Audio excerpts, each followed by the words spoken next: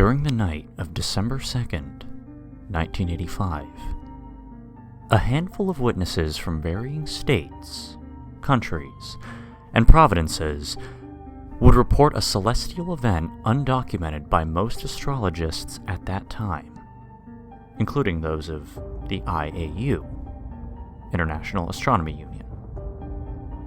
Many who reported on the event falsely claimed it to be a sighting of Halley's Comet, which was predicted to pass the Earth in 1986. While sightings of Halley's Comet did occur some 2 months later, that particular meteor would not be in its perihelion stage, the stage where the comet is closest to the Sun, until February, making the event highly unlikely to be Halley's. Furthermore, cited reports suggest that the celestial body dove toward the Earth at a steep angle, with an estimated trajectory directed at somewhere in northern Canada, something that Halley's Comet has never done, given its documentation dating back to 240 BC and an upcoming visit in 2062.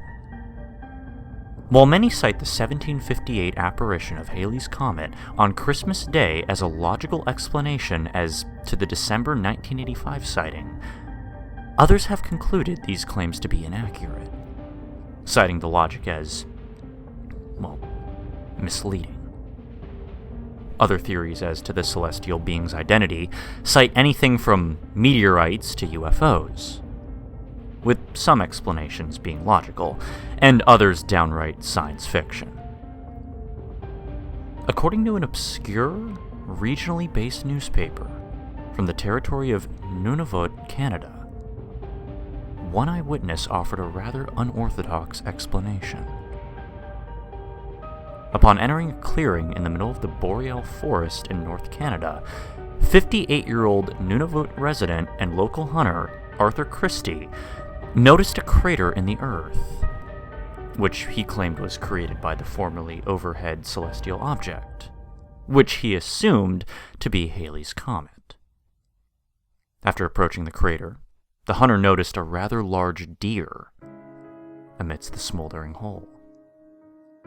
The deer, with large antlers and wide glassy eyes, was seemingly unharmed despite the surrounding crater. And after a short deliberation, Christie decided to mercifully shoot the animal, both to collect a bounty and also to avoid any painful injury it might have sustained while attempting to flee the steep crater.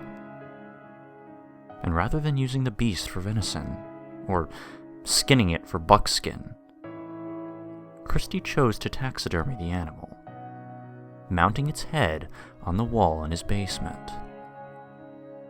The hunter remarked that the deer was, quote, unlike any critter he had ever seen, and that he had seen a lot of them.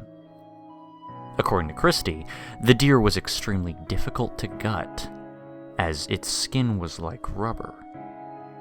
Unlike most of the deer he had killed in the past, this deer, which he nicknamed Halley, felt inorganic to the touch, as if it wasn't an actual deer at all.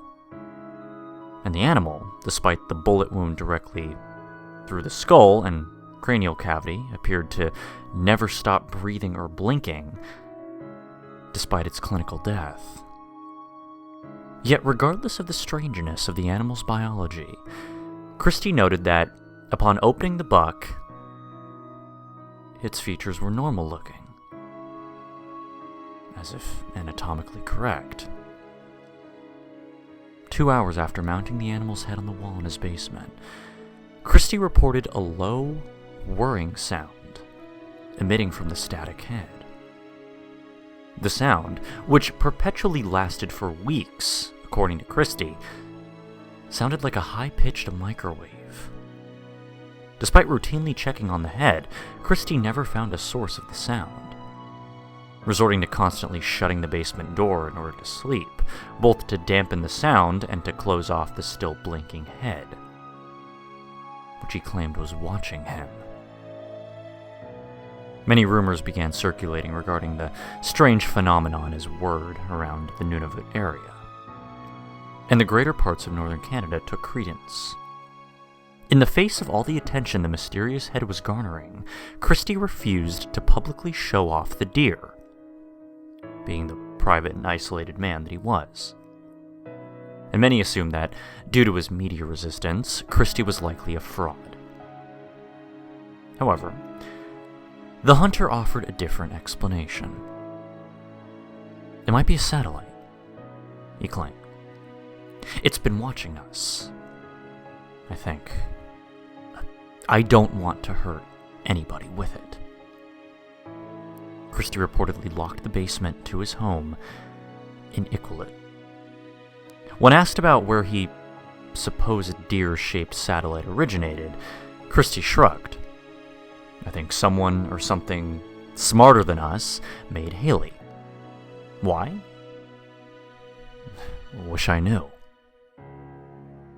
Many who heard about it at the time began relating the story of the space-bound deer to the Christmas celebration, given the convenient timing of the incident. Using the 1823 book, The Night Before Christmas, as a source of inspiration, the rather off-color comparison sparked the nickname Comet, to be exchanged for Haley, alluding to a name given to one of Santa's legendary reindeer. And though the interest in Comet only grew in the small town of Iqaluit and the greater Nunavut area, the story would take one final, sharp, and unexpected turn. See, Arthur Christie was reported missing on December 25th, 1985. The local Iqaluit police commented that foul play was an unlikely possibility, as there was no evidence of a break-in. No theft was reported from Christie's residence, except for the disappearance of the Comet head, which was never discovered. Some claim that Christie fled with the taxidermized animal, fearful to be discovered as a scam artist. Others believe Christie was abducted, having been targeted by Comet's creators. Who or what might have taken Christie remains a mystery to this day, as Arthur Christie was never seen again.